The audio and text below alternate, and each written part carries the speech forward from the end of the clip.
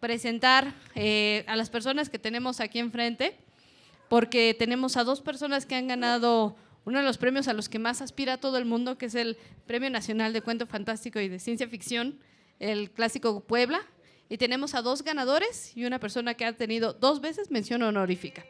Entonces, bueno.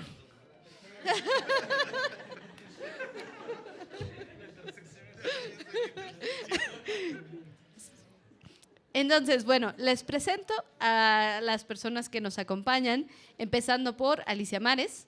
Alicia Mares, originaria de la Ciudad de México, estudió comunicación y tiene un máster en creación literaria de la Universidad Pompeu Fabra. Ha publicado en la sección Piensa Joven del Heraldo de México, en las revistas digitales Carruaje de Pájaros, Colofón, Origami y Efecto Antabús, y tiene una columna mensual en la revista Palabrerías, ganadora del Premio Nacional de Novela de Ciencia Ficción de la Universidad de Sonora y del Premio Nacional de Cuento Fantástico y de Ciencia Ficción en su edición 41. Un aplauso, por favor.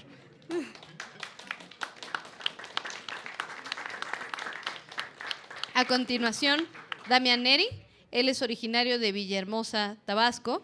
Es físico y analista de datos que escribe ciencia ficción y pinta con acuarela y digital. Sus cuentos han aparecido en las revistas Tierra Adentro, Penumbria, Espejo Humeante, Clarksworth, entre otras.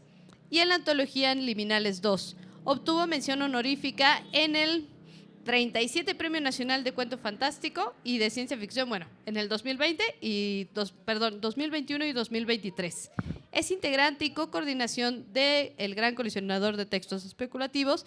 También es el editor de Sofón y también coordina el taller en inglés Starlight. Entonces, bueno, Damián.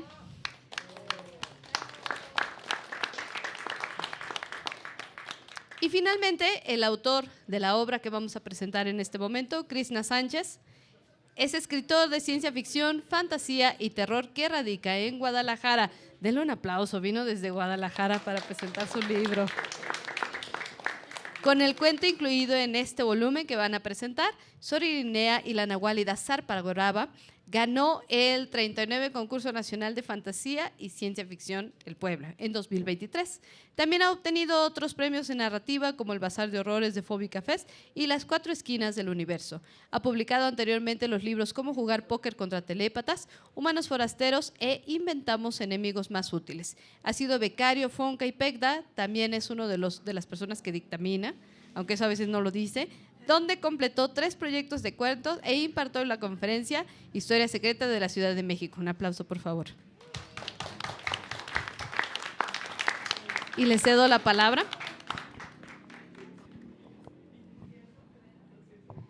¿Quién quiere empezar? Hablar del genial libro de Krishna. Ok. ¿Qué tal? Gracias por estar aquí.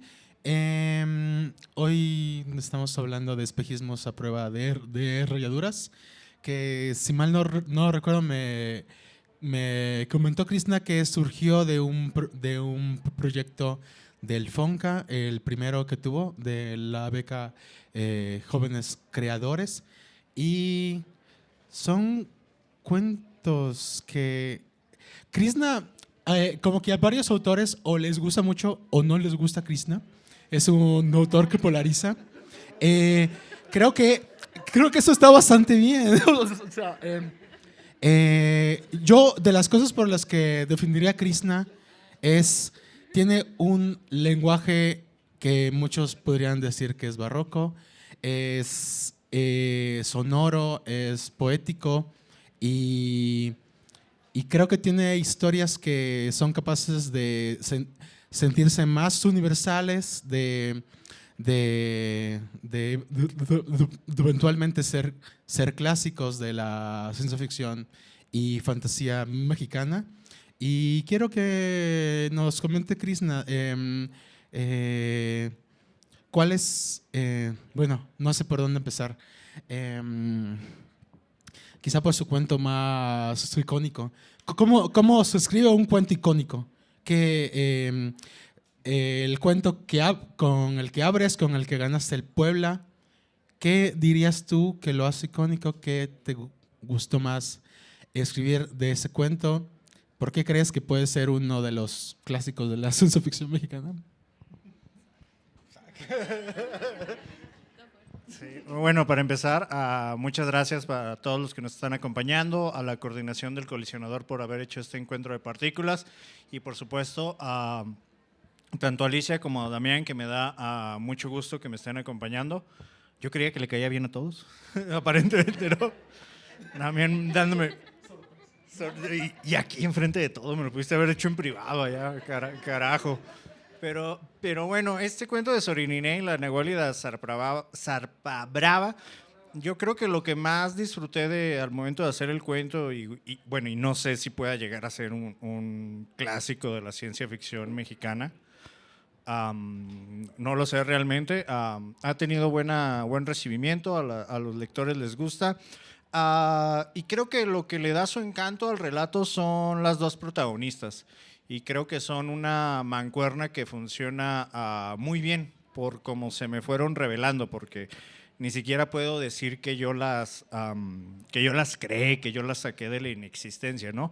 Sino que más bien fueron personajes que fui conociendo, que se me fueron revelando por ahí, ¿no? Y son una monja. El cuento está ubicado en un futuro mexicano, donde México está dividido en dos países enemigos, México del Oriente y México del Occidente, ¿no? Entonces, por ahí en este universo anda una monjita que es sorjuanista y que aparentemente anda llevando de regreso a los restos de Sor Juana por allá a su lugar de nacimiento. En medio de toda una guerra civil, ¿no? Y es como un personaje muy espiritual, muy intelectual, yo diría que tiene puesta la vista en las estrellas, ¿no? Y su compañera de mancuerna es una nahuálida, que es como una quimera genética, le llamó Damiano, una persona que es descendiente de víctimas de manipulación genética, entonces ella es animalesca. Es como su nombre lo indica, una nahuálida, ¿no? Entonces creo que entre ellas dos conforman una dupla muy carismática, ¿no? Porque son como polos muy opuestos, lo civilizado y lo barbárico, lo científico y lo que está más hacia lo natural, el conocimiento natural, un poco de la razón también frente a lo más salvaje, ¿no? Entonces, pues yo estoy muy agradecido con ellas dos por conocerlas y creo que es lo que mejor funciona del cuento y lo que yo más disfruté hacer.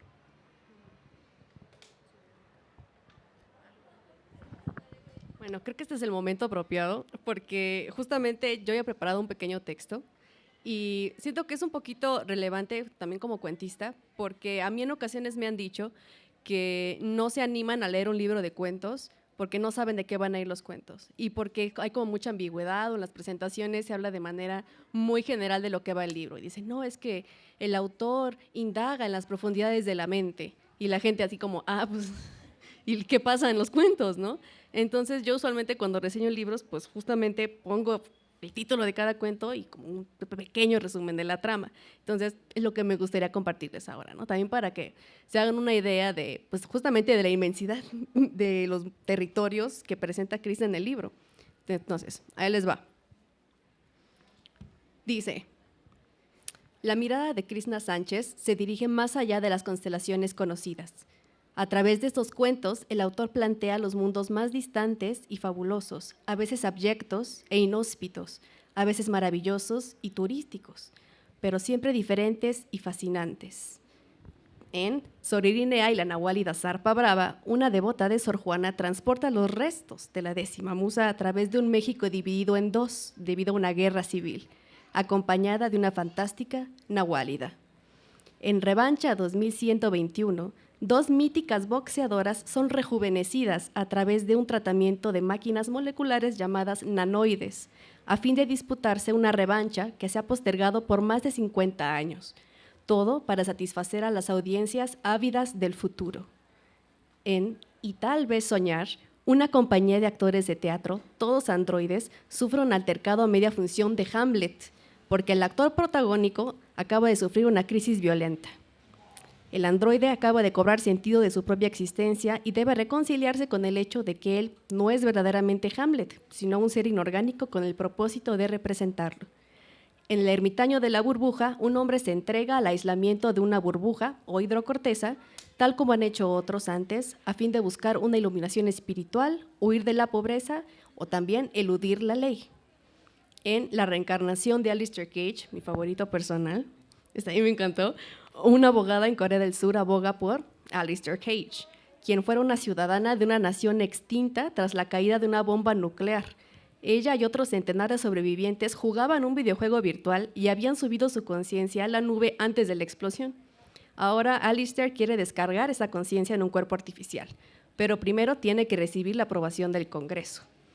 En Vitrales, hologramas y espejismos, de donde yo creo que se tomó mucho para el nombre del título, por supuesto, del libro, un hombre perseguido por un asesino a sueldo se interna en una ultracatedral que guarece todos los credos y descubre los misterios de este sitio repleto de vitrales, espejismos y un misterioso monje guía que parece saber más de lo que dice. En La gran migración, otro que también me encantó, es que están bien chidos, un favorito también muy personal, una vieja atleta de deportes extremos llega al planeta BX35C, donde ya han llegado miles de turistas más a contemplar el vestigio de una antigua civilización, la gran migración. Sin embargo, esta migración, que se ha aparecido cada 5 años de forma muy puntual, esta vez está retrasada. Entonces surge la duda, ¿va a regresar? Y finalmente, el último cuento, Ojos que no leen, que me parece más terrorífico. Un bibliotecario nos presenta el extraño mundo en el que vive. En este, la sociedad se ha jerarquizado de tal manera que solo los ciudadanos de clase alta pueden leer. Sus ojos han sido intervenidos in feto y se vuelven prisiones inescapables. Gracias a este procedimiento, los más poderosos y adinerados pueden ver a kilómetros, pueden hasta distinguir en infrarrojo, pero el resto, aquellos que no son de la clase más alta, pues no pueden ni leer ni una sola página. Todos los textos han sido censurados, no pueden ver. Y nuestro pole bibliotecario, nuestro personaje, tiene una sola obsesión, poder leer alguna vez un libro entero. Y con este cierre dándonos cuenta de también qué afortunados somos de poder leer un libro entero, ¿no? Siento que también es algo filosófico, ¿no? Un buen cierre. Bueno, ese es el panorama de los cuentos. ¿Y por qué se los digo? Porque me tuvieron que escuchar ahorita monologar, porque ahora saben la vastedad de lo que Krishna nos presenta aquí. Ahora, cuando piensen en este libro, se van a acordar quizá algún argumento, quizá algún título, y no solamente saldrán diciendo, no, pues fue una presentación del libro de Krishna y pues quién sabe de qué va su libro, ¿no? Entonces, pues ahí está. Listo. Procedamos.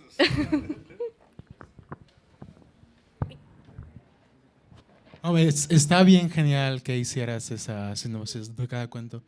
Yo aquí tengo varios favoritos.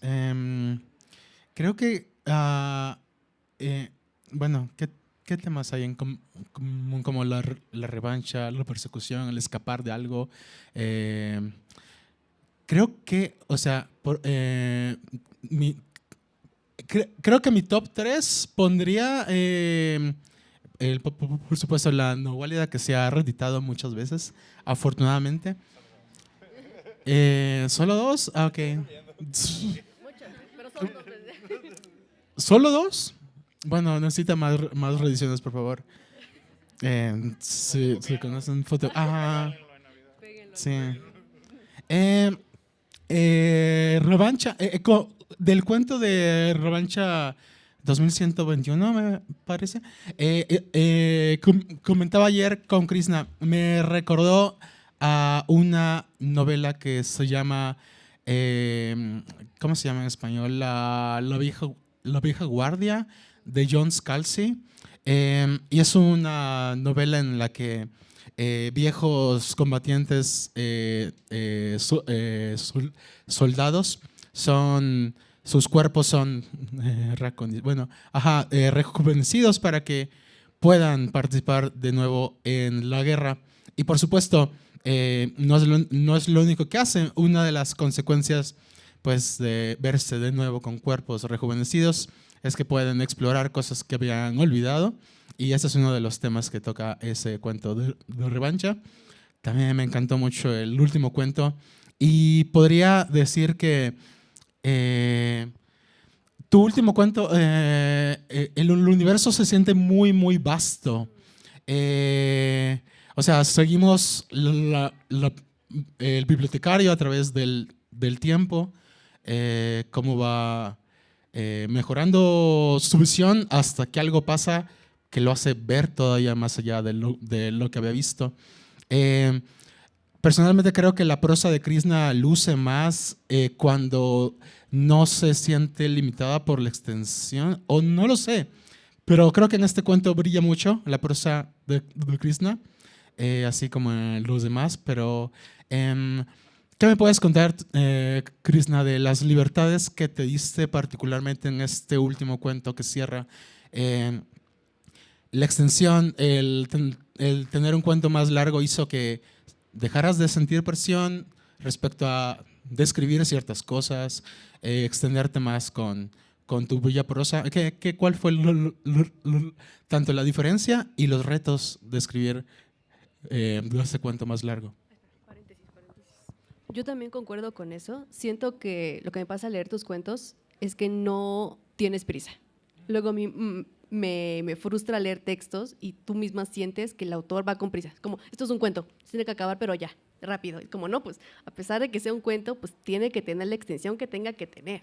Entonces, a pesar de que sea un mundo tan vasto como el último cuento, el de Ojos que no leen, que, o sea, yo lo sentí así inmenso, quizá como no sé, como un texto de Bradbury, pero gigantesco, pero pues, contenido, ¿no? En ese espacio de un cuento muy breve. Y ahora sí, ahora va tu momento de responder. ¿Cómo le haces para que algo tan vasto te quede en un cuento? Ay, no sé realmente cómo le hago. Creo que es algo que se da, ¿no? Y bueno, no sé, comentar con ustedes, ya hablar un poquito, tanto con ustedes que tengo aquí a los lados, como con los colegas que están aquí enfrente. Creo que sí, hasta cierto punto hay una visión, no sé si llamarle tradición, de que aquí en México el cuento debe ser hiperbreve, ¿no? O sea, 2, 3 paginitas y ya está. O sea, eso debe de ser un cuento, ¿no? Y cuando uno lee más a los extranjeros se da cuenta que tienen cuentos larguísimos. Incluso muchos definen que el cuento no lo define su extensión, sino la diégesis en sí misma que se está dando. Y ahorita pensando acerca de cómo lograr hacer esto, yo lo pienso en un movimiento. Creo que la novela es un mundo que explota y se ramifica. En cambio, creo que el cuento es un mundo que está implotando. O sea, también está explotando, pero hacia adentro, hacia sí mismo, ¿no? Entonces, creo que eso es lo que le permite autocontenerse y ser pues más breve, ¿no? Poder buscar la brevedad. Pero estoy totalmente de acuerdo contigo de que un texto debería de medir, debería de prolongarse lo que se deba de prolongar. Y justamente ahorita que me pregunta Damián, fue consciente en ese cuento de Ojos que no leen, yo quería hacer una historia un poco más larga. Ya venía escribiendo cuentos y dije, me voy a sentar a hacer una historia que sea mucho más larga. Le comentaba a Damián que quería hacer un cuento, los que llaman cuentos largos, ya así que están categorizados por número de páginas, por número de palabras, y me quedé cortito, como por 100, 200 palabras. Pero sí fue intencional intentar hacer un cuento más largo, que por ahí ese cuento tiene mucho la idea de un narrador que a mí me gusta mucho, J.G. Ballard. Tiene una historia que se llama Cronópolis, donde la sociedad humana, por decisión, se deshace de la medición del tiempo. Ya no hay relojes, ya no hay calendarios, ya el tiempo es uniforme y homogéneo. Hasta que una persona redescubre cómo medir el tiempo y empieza a sacar provecho de eso. Pero por contravenir esta ley, spoiler, lo meten a la cárcel, lo encarcelan.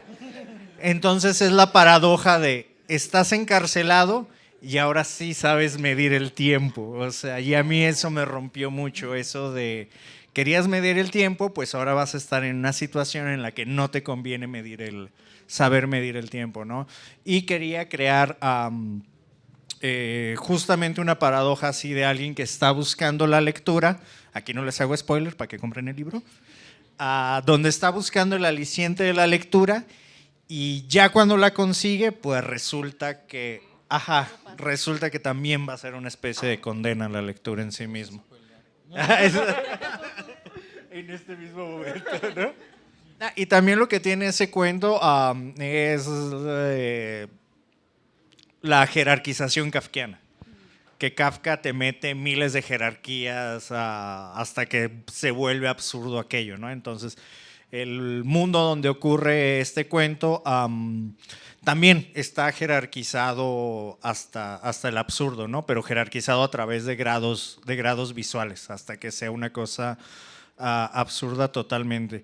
Y hablando de este cuento y también del otro que mencionabas de Revancha, Damián, yo estoy totalmente de acuerdo con algo que platicaban las compañeras en una de las primeras mesas que tuvimos en la mañana.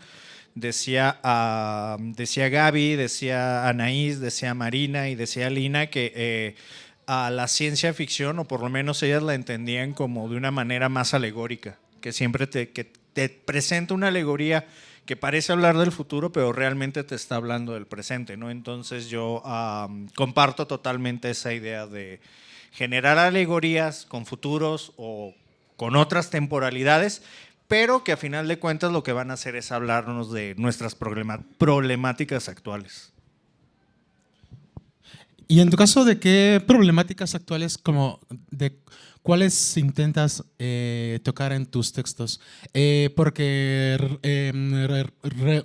regreso a este último de los grados de la visión.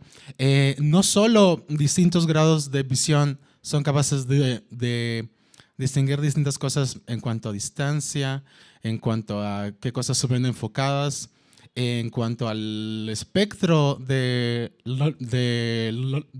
la luz, sino también no es solo visual, sino también cognitivo. Son capaces de distinguir ciertos conceptos, cierta simbología, y hay pues una entidad que impone esta visión. ¿Es metáfora de algo que reflejo de qué es? Y extiendo la pregunta a los otros cuentos. ¿Tus otros cuentos qué aspectos del mundo actual reflejan?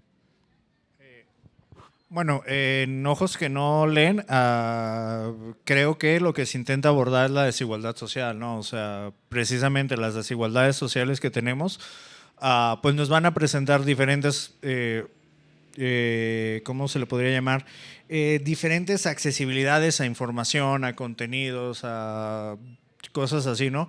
En una presentación anterior con una compañera colisionadora, Yesenia, ella mencionaba que ya existen realmente estos muros ópticos, ¿no? O sea, el periódico del país no lo puedes leer gratis, o sea, tienes que pagar, o sea, no puedes acceder a esa información, tus ojos ya están bloqueados, ¿no? Y de la misma manera pensemos en contenidos en plataformas de streaming o incluso contenidos de celulares, están bloqueados, no todos podemos tener acceso a esos contenidos, o pensemos simplemente en el analfabetismo, ¿no? O sea, hay personas que simplemente no tienen el privilegio que nosotros tenemos de poder abrir un libro y leer las palabras, ¿no? Entonces quería abordar por ahí un poco de las desigualdades sociales. En el que comentaba Alicia que le gustó, en el de la reencarnación de Alistair Cage, ahí intento hablar de un poquito de estas problemáticas de la transexualidad, que creo que es muy claro que ese es el punto del cuento, que a mí me llama bastante la atención y me parece ridículo y paradójico que personas, por ejemplo, como el Elon Musk, que está investigando cuestiones de transferir conciencia a un chip y cambiarte de cuerpo, él mismo sea como transfobo, ¿no? O sea, si ya estás planteando tecnologías que están diluyendo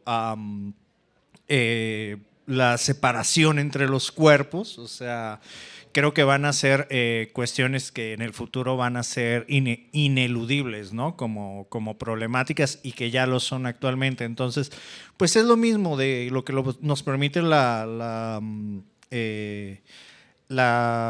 literatura especulativa. Funciona, yo la veo como una lente que te permite enfocar ciertos detalles de una situación y amplificarlos, ¿no? Y poderlos ver amplificados o incluso desde otra óptica. Creo que es lo que nos permite la ficción especulativa. Con el de Revancha, por ahí quería tratar también las problemáticas del cuerpo y del cuerpo en relación a los mercados, el cuerpo que se vuelve mercantilizado de cierta manera, que es algo que le puede pasar a un atleta o también nos puede pasar a nosotros, ¿no? Como personas comunes y corrientes. Y por ahí a lo mejor algunos textos se van más hacia abordar lo que van a ser experiencias de la condición humana, ¿no? La gran migración trata sobre la esperanza, ¿no? Sobre la reafirmación de nosotros mismos, por ahí un poquito. El ermitaño de la burbuja trata sobre la culpa, ¿no? Que todos hemos tenido esta culpa que llevamos con nosotros y que en algún punto se va a volver contra nosotros mismos, ¿no? Entonces, pues sí, son como las metáforas que escojo para hablar de esas situaciones, por así decirlo. Que mencionas, el de la gran migración, ese también, también fue uno de mis favoritos. ¿Por qué? Porque siento que también tratas mucho sobre la banalización de ciertos fenómenos, porque de por sí el simple hecho de que exista la gran migración de estos seres que van por este planeta, pues valdría la pena solo por eso, ¿no? Porque existen. Sin embargo, en el mundo que presentas, pues se ha banalizado a tal grado que solamente se le da valor porque puede servir como una atracción para turistas. Y eso también pues es muy actual, ¿no? A pesar de que sea otro planeta y unos seres que no se pueden describir bien y todo esto, a pesar de todo esto, pues sigue siendo muy actual, porque eso sigue hablando también sobre la experiencia de un país pues ya como turistificado, que se crea miradas hacia el extranjero. Entonces también por eso me gustó. Sí, totalmente de acuerdo. Utilizar un patrimonio para volverlo una atracción por ahí turística, ¿no? También recordaba que me llamó la atención que en dos o tres cuentos tienes personajes ya mayores. En el de Revancha, en el de la burbuja y la gran migración, justamente. ¿Cómo imaginas a tus personajes? O sea, sí, ¿por qué son mayores? ¿Fue una elección consciente o por qué? No fue una elección consciente, fue algo que sucedió. Igualmente también muchos de los protagonistas de los cuentos son mujeres y también fue algo que sucedió y que incluso me señaló Giovanni al momento de estar haciendo la edición. Yo no me había percatado. Son mayores, como tú mencionas, y también por ahí anda este chavito de la Ultracatedral que también tiene como un juego con las edades, ¿no? A lo mejor también viene por parte de que el libro gira en torno a un eje temático que va a ser los engaños visuales. Por eso es espejismos a prueba de rayaduras.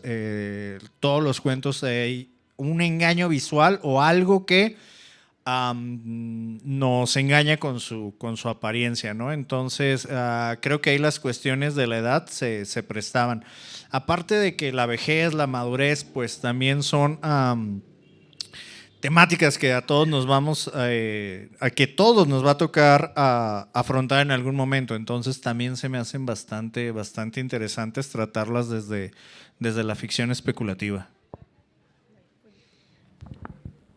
Yo les iba a leer el final de un texto justo hablando de los personajes. Es que soy de esas nerviosas que tienen que escribir un texto, o sea, no pueden improvisar, o sea, perdón, pero ahorita que es un momento muy apropiado porque estamos hablando de los personajes, ¿no? Entonces, ahí les va, perdónenme.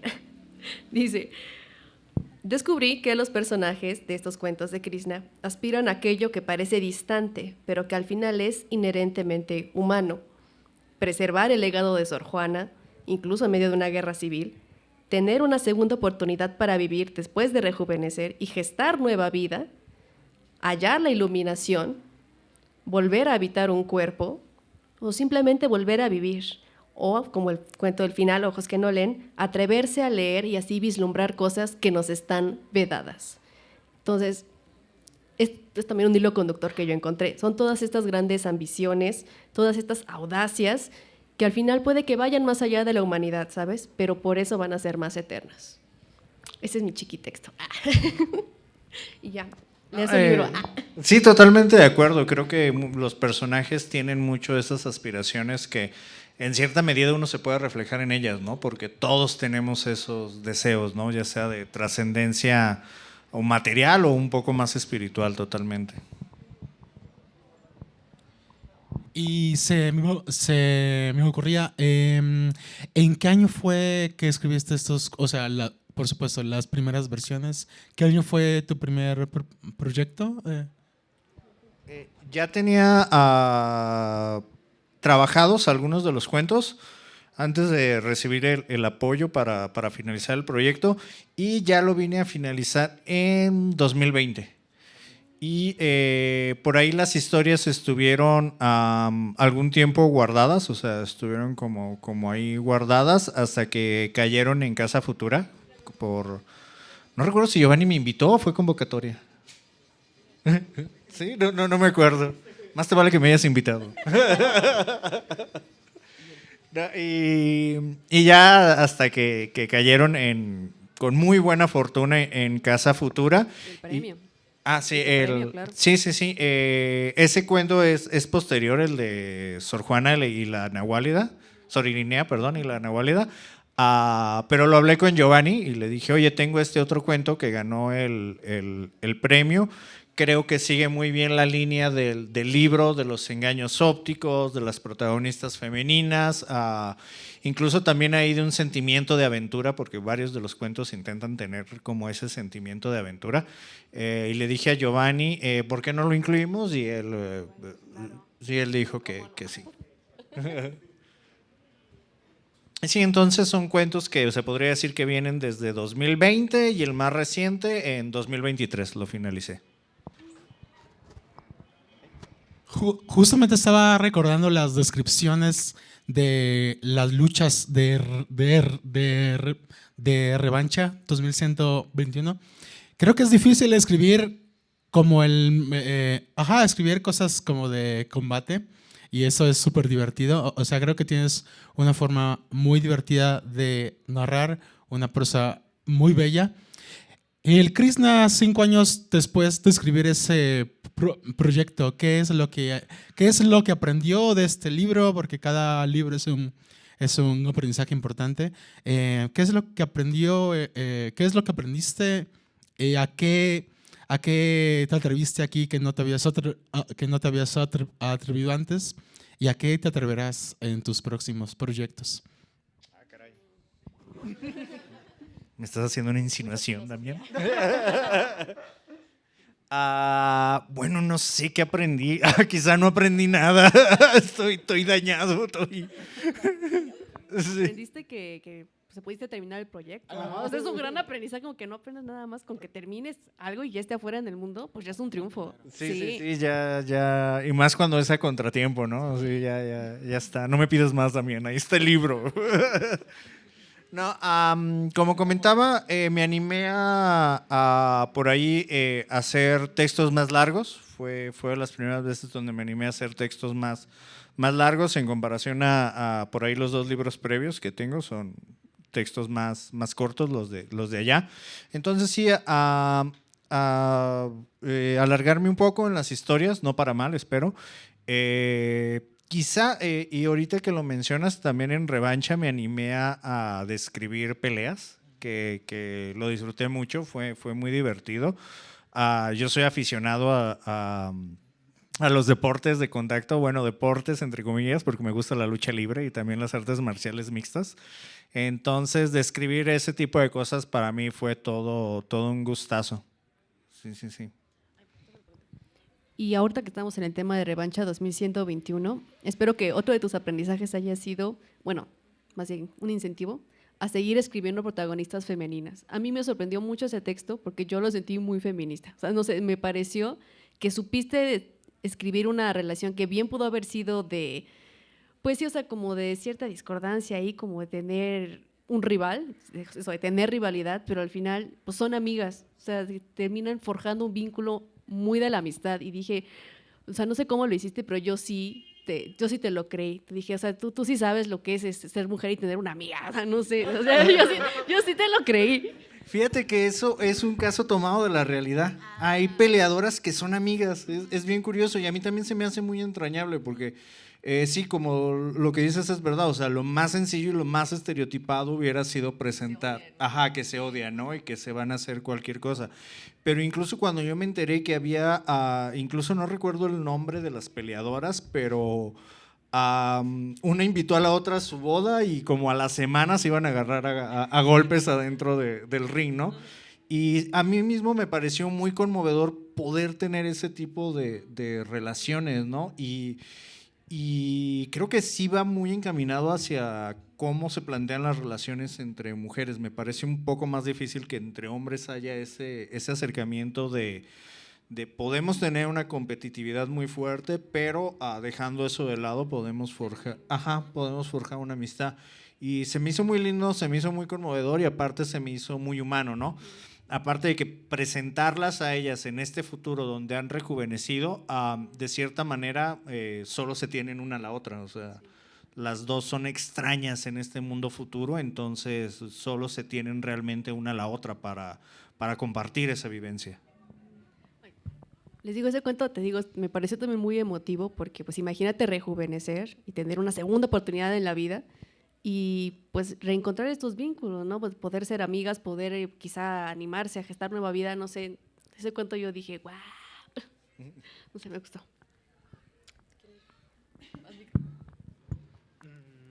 ¿Te presto el micro? Solo igual, ¿cómo estamos de tiempo igual? No. 8 minutos. Pues si quieres pasamos a comentarios finales o preguntas. ¿Quieren comentar algo más?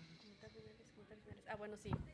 Comentario final. Esto ya es más a título personal, perdónenme, pero pues me da mucho gusto estar aquí con Krishna, sobre todo porque cuando estuve en el PECTA Tlaxcala, él fue mi tutor y trabajé varios cuentos, el cual pues fue el que ganó el premio Puebla. O sea, yo lo trabajé con Krishna. Entonces, la verdad, si eso no les comunica también su mérito creativo, pues ahí está, ¿no? O sea, él lo ganó y gracias a él yo también lo pude ganar. Entonces, netas, léanlo. Me está dando un mérito que no merezco porque, seamos sinceros, cuando te revisé el proyecto te dije, Alicia, no le voy a mover nada. Así está bien. Está bien. Está bien, Alicia. Pero sí hubo cierta guianza, ¿verdad? También. No le muevas nada, ya mándalo. Sí, de acuerdo. Pero fuera de estos muros, sí, yo desesperadamente intento rascar cualquier mérito que tú hayas obtenido este año. Entonces yo digo, no. Antes de conocerme, Alicia no sabía nada de cocodrilos.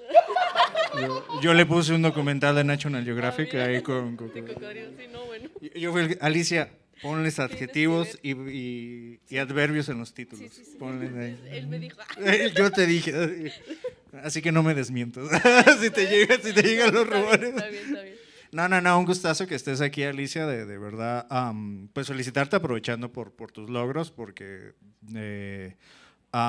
eres tremenda escritora. Incluso te lo dije en privado, que de haber sabido que ibas a tener esos logros cuando fui tu tutor, te hubiera menoscabado un poco para frenarte, porque sí te pasaste este año. Entonces pues, dije, de haber sabido ahí su confianza, se lo hubiera… No, Alicia, no, esto no está bien, Alicia, reescríbelo. Pero bueno, perdí mi oportunidad y aquí estamos. Muchas gracias. Muchas gracias.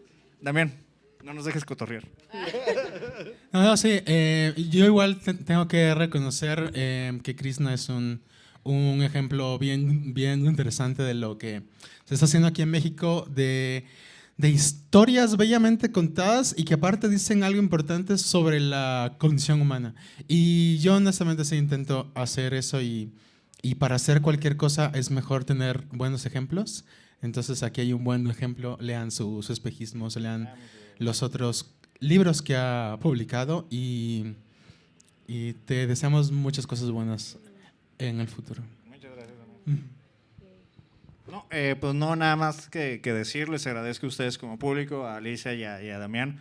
Y pues espero que puedan darse la oportunidad de acercarse a los espejismos que no se rayan, porque son espejismos contra rayaduras.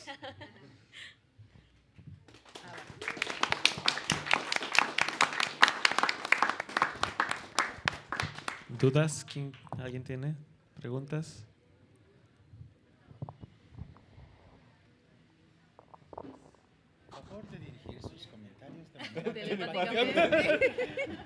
Bueno, me gustaría que nos contaras también un poquito del cuento que está en Liminales 1, que está justo en este libro.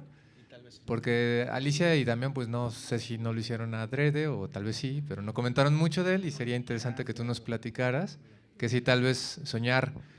Lo que me llama mucho la atención de ese cuento, pues, además de lo que se ha dicho, ¿no? Que tomas la ciencia ficción como una alegoría, haces crítica social, hablas del presente, etcétera.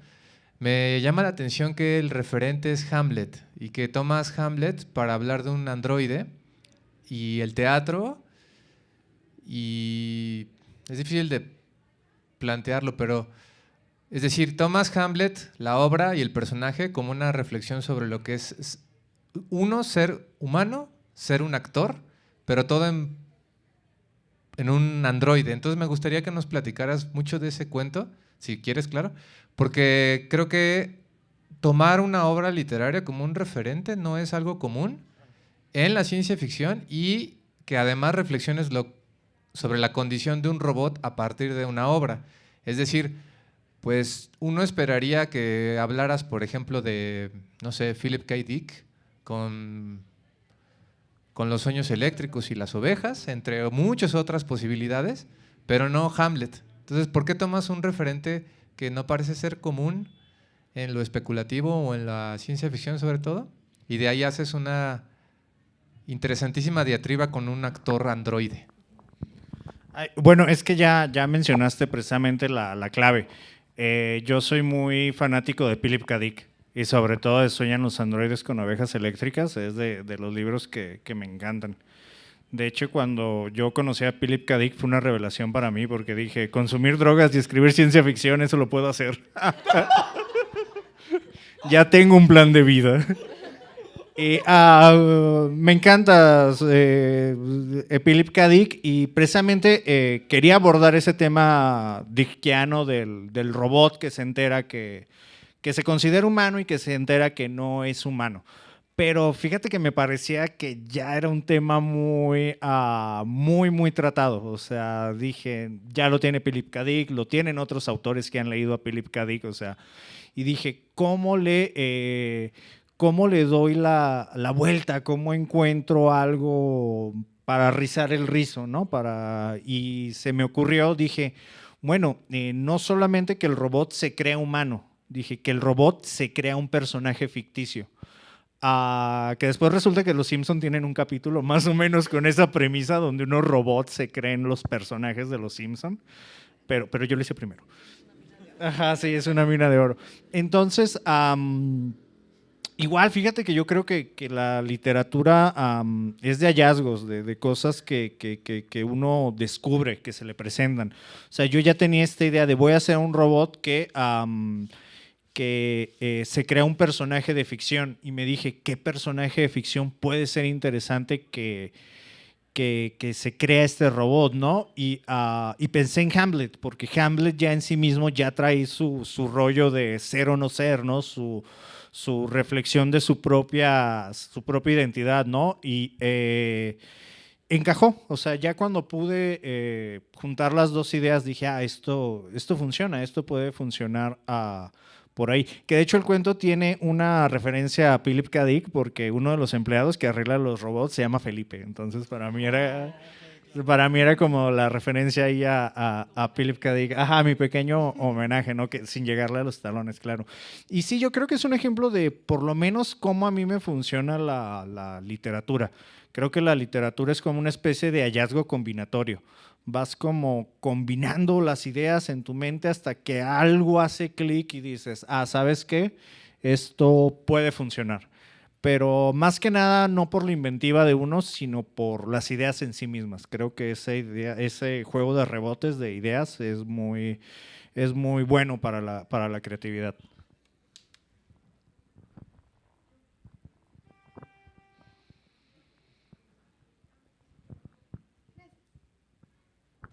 Pues yo más que una pregunta tengo un comentario. No, bueno, yo ya en otras ocasiones le he expresado mi admiración a Krishna por muchas cosas, ¿no? Primero porque la verdad es que me hace reír muchísimo y segundo porque creo que es uno de estos autores que de verdad tiene ideas que uno no va a encontrar en otro lado, ¿no? O sea, aunque uno pudiera pensar, vivimos o estamos inscritos en esta misma realidad y más o menos dialogamos y más o menos planteamos estos mismos problemas en alegorías que pudieran a veces ser muy obvias, pero siento que la forma en la que Krishna las presenta dentro del texto son totalmente imaginativas y que se salen en absoluto de los lugares comunes. Entonces, yo te admiro mucho por eso y también me gustaría saber justamente de dónde vienen tus principales influencias, porque además yo sé que tú eres un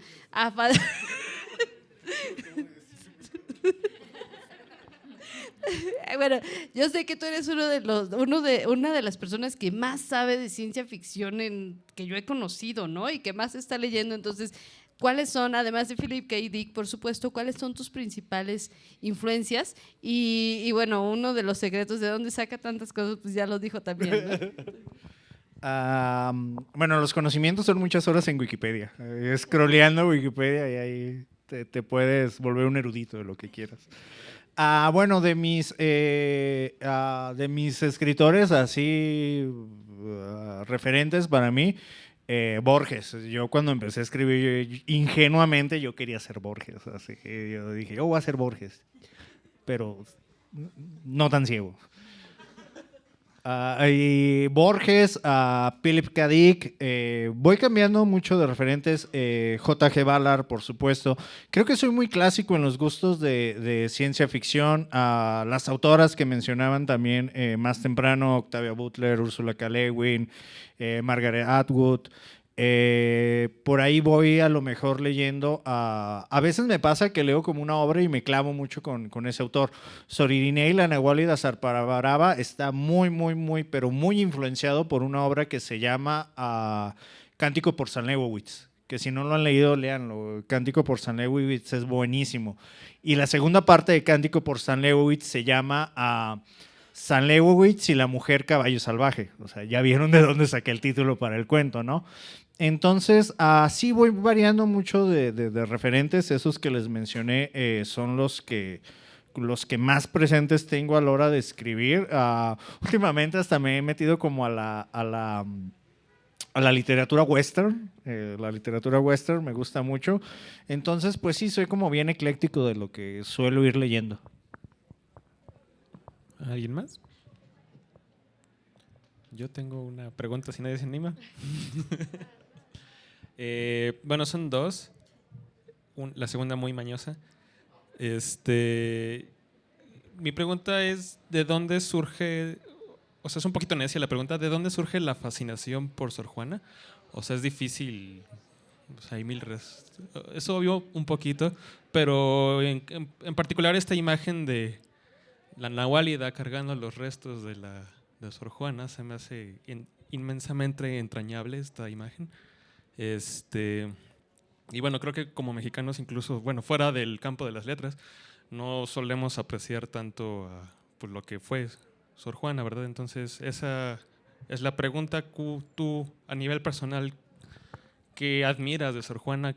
Halágame a Sor Juana, por favor, con tus propias palabras. Ajá.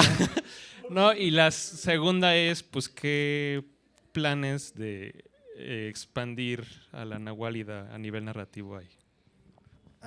Piramidal y funesta, de la tierra nacida sombra, y creo que hasta ahí me cede el primero sueño. Pues, es que Sor Juana es de esas imágenes súper potentes, ya no solamente por lo que fue ella, sino también por lo que se ha convertido en el imaginario colectivo. Entonces se me hacía una figura bien interesante para tratarla. De hecho, la primera idea, que no he descartado todavía, hablando de cosas que me gustaría hacer en un futuro, la primera idea con este cuento de la Nahuálida era de que directamente fuera Sor Juana la que apareciera en la historia, porque quería hacer la Liga de los Hombres Extraordinarios de Alan Moore, pero con figuras mexicanas. Que de hecho sí tengo por ahí otro texto donde Sor Juana es como una especie de profesor X que reúne así a mexicanos con habilidades. Y es eso, creo que Sor Juana, por todo lo que hizo, por todo lo que significa, ha calado mucho en el imaginario colectivo. De hecho, ahí en el Colisionador bromeando, hemos dicho que deberíamos inventar un género que se llame el Sor Juana Punk, poniendo a Sor Juana en diferentes situaciones. Por ahí creo que un colega tiene unas historias donde Sor Juana funge como detective. O sea, que resuelve misterios, ¿no? Yo también les decía que me puedo imaginar una Sor Juana joven en historias de capa y espada, o sea, perfectamente sirviendo ahí como heroína, ¿no? En la Nueva España, ¿no?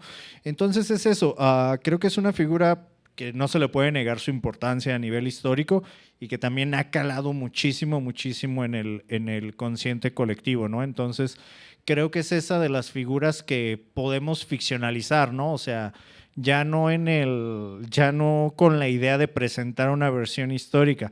Por cierto, cuando quería presentar a Sor Juana directamente dentro de la historia, me intenté leer el libro de Yo la Peor y no pasé como de las 10 páginas, entonces dije, no voy a presentar a Sor Juana, voy a presentar una imagen ficcionalizada de Sor Juana que es una pequeña trampita, pero que te permite funcionar, ¿no? Cuando uno no es un experto en esa área determinada. Gracias. ¿Alguien más?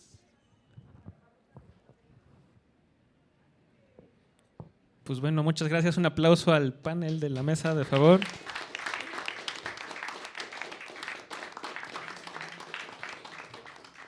Gracias, gracias. Van a tener que pelearse a muerte por el único ejemplar. Así como los personajes de Krishna. También está disponible en la... No, descarga gratuita no. Está disponible para comprar en línea en Casa Futura. Y aquí en Ciudad de México, en Casa Tomada, pueden encontrarlo, con los chicos de los 1001 libros también. Había traído más libros, pero se movieron antes de la presentación, no sé qué pasó, y pues bueno. Pero lean a Krishna y a Alicia y a Damián. Ah, sí. Sí, y el de la Nahuálida también está libre en internet. Si googlean el título, les debe de salir ahí en la página de RAM de Cifimex. Y está en lo mejor de la ciencia ficción mexicana 2024. Ah, cierto, también. Entonces sí, sí está en varios lados. Y en TV Notas. No nos mientan. Bueno, muchísimas gracias por acompañarnos. Ya es